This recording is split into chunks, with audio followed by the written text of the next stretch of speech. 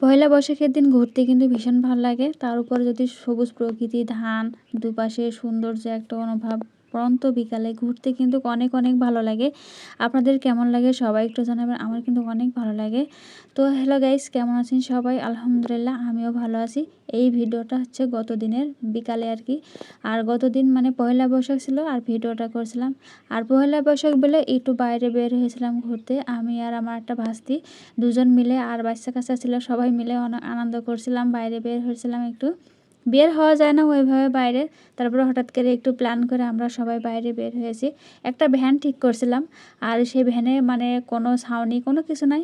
আর বাইরে যে প্রকৃতি, যে বাতাস এত সুন্দর, অনেক অনেক ভালো লাগছিলো। আর এই যে মানে গ্রামের যে রোড, একদম ভিতর দিয়ে আমাদের এই গ্রামটা, ছোট্ট একটা গ্রামের ভিতর দিয়ে যে রোডটা দেখেন, আর রোড ধরে আমরা ভিতরে মানে চলে যাচ্ছে প্রাকৃতিক সৌন্দর্যর কাছে আর কি।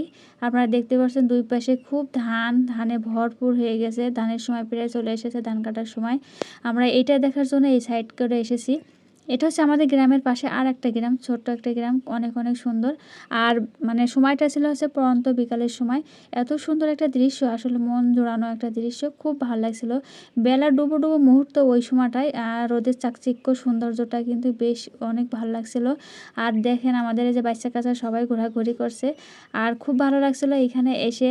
আর এত সুন্দর এই রোডটা, আমি অনেক অনেক আগে থেকেই আসা হয় না। এই রোডটা আগে ছোটোবেলাতে যেতাম, তখন কিন্তু এই রোডটা এরকম ছিল না, পাকা ছিল না, মেঠো মানে রাস্তা ছিল।